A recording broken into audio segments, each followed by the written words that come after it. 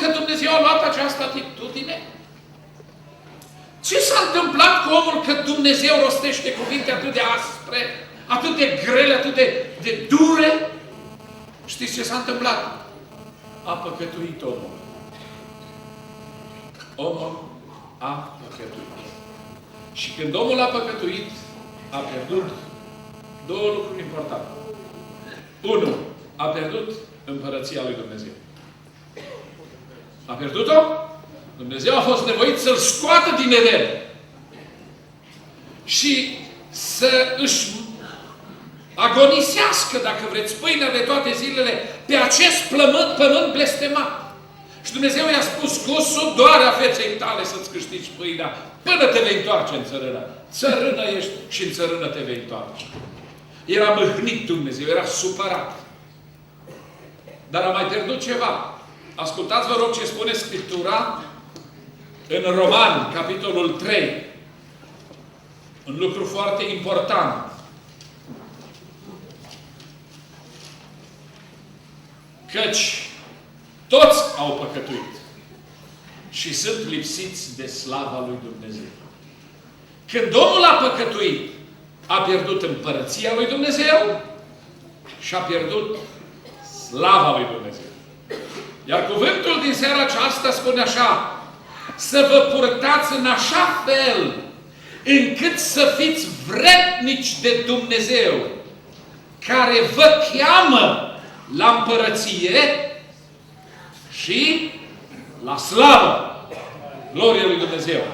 Am venit în seara aceasta din satul mare, îndemnat de Duhul lui Dumnezeu, să vă invit la împărăția lui Dumnezeu. Știți ceea ce e împărăția lui Dumnezeu? Împărăția lui Dumnezeu este un teritoriu unde domnește Dumnezeu. Nu Barack Obama, nu Băsescu, nu Putin, Dumnezeu. Teritoriul unde Dumnezeu este stăpân.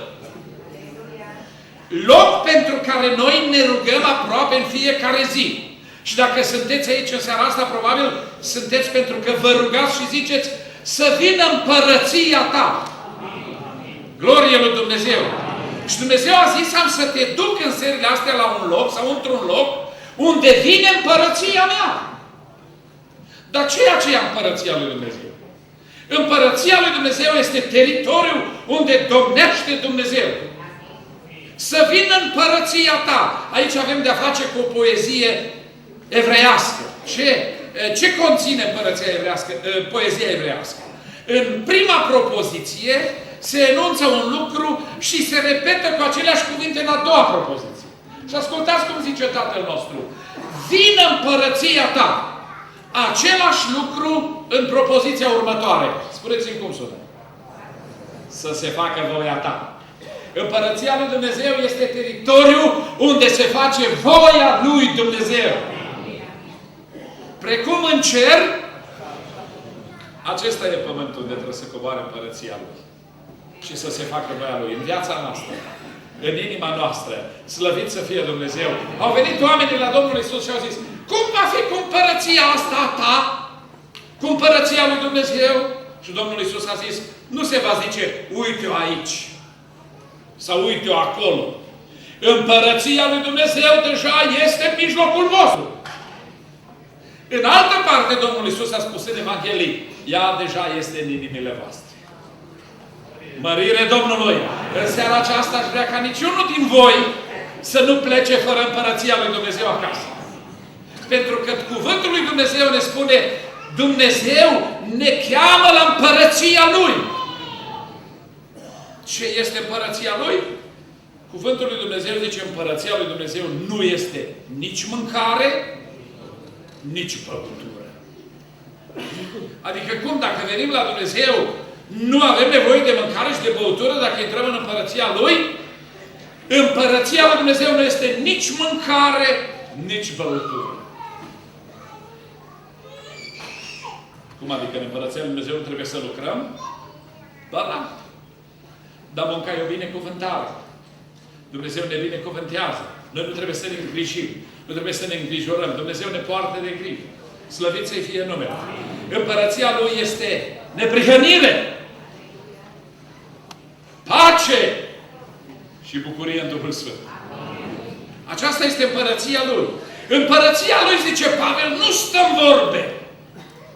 Nu vedeți că toate împărățiile lumii stau numai în vorbe? Nu vedeți că toți ne cumpără cu vorbe? Toți ne duc cu vorbele? Dumnezeu spune, împărăția mea nu stă în vorbe. Împărăția mea stă în putere. Teritoriul unde se manifestă puterea lui Dumnezeu.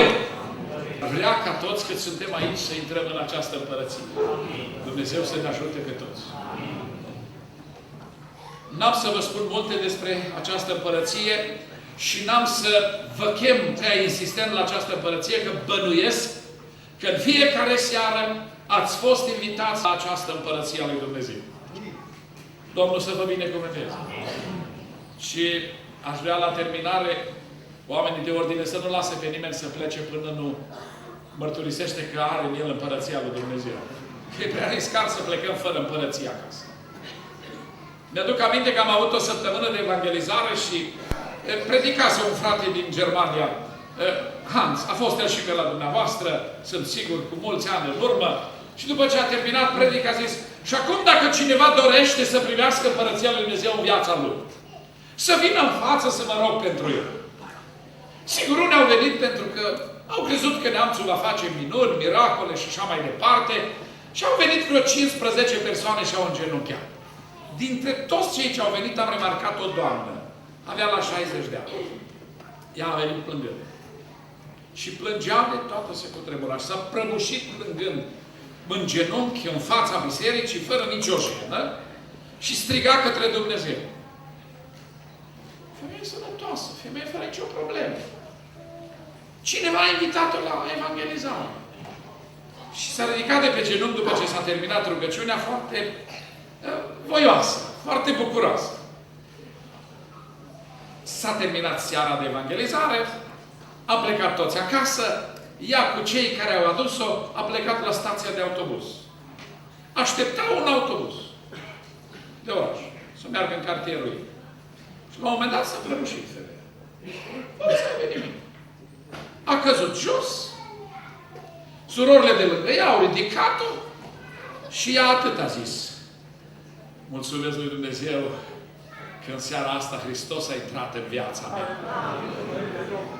Când intră Hristos în viața cuiva, intră împărăția lui Dumnezeu în acea viață. Glorie lui Dumnezeu! Pentru că Hristos este împăratul acestei împărății. Și am mai spus un cuvânt. Îmi pare rău că n-am făcut-o mai devreme. A închis ochii și a plecat în veșnicie. A plecat în veșnicie. Frați și surori, stimați prieteni, în seara aceasta nu cumva să plecați fără această împărăție acasă. Această împărăție vine împreună cu împăratul în viața noastră. Și acest împărat este Domnul Iisus. Slăvit să fie numele. Dar voi înceta cu această împărăție, pentru că în seara aceasta aș vrea în minutele care au mai rămas să mă refer la cealaltă parte, la cealaltă chemare. Deci Dumnezeu, prin Evanghelie, prin Hristos, ne cheamă la împărăția sa și la slava sa. De ce la slavă?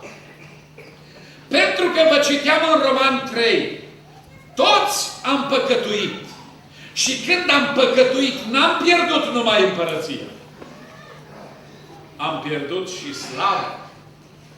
Și vreau să vă dau un exemplu. Dacă potrivește aici, mă rog, priviți-l ca atare. Dacă nu potrivește, cei care predică să mă ierte. Se pare că unul, într-o pildă a Domnului Iisus, a reușit să intre